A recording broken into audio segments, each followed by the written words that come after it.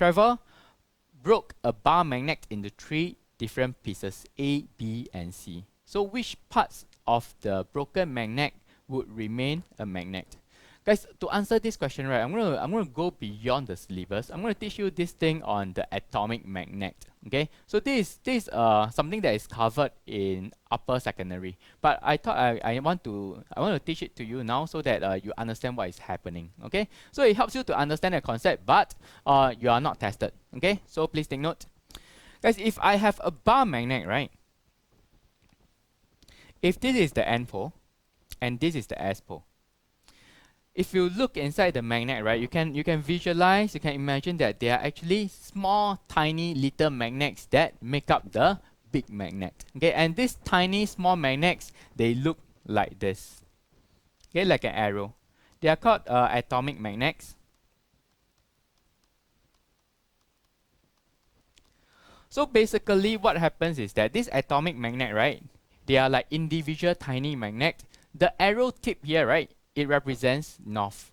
Okay, and the tail of the arrow, it represents the S pole.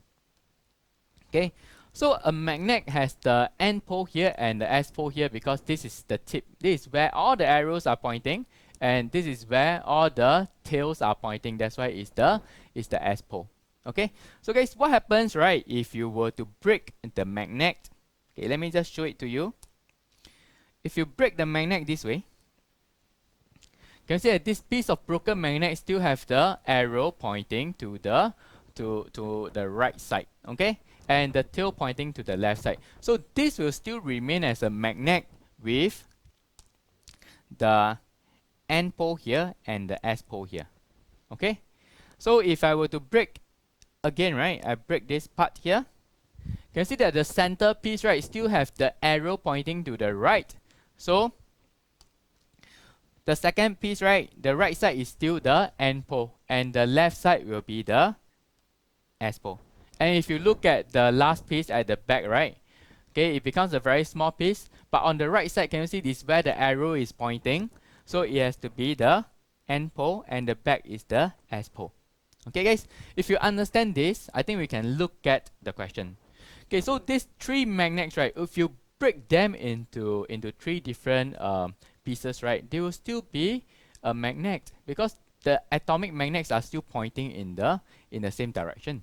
Okay, so which parts of the broken magnet would remain a magnet? So basically it's all 3, A, B, and C. Okay, clear about this?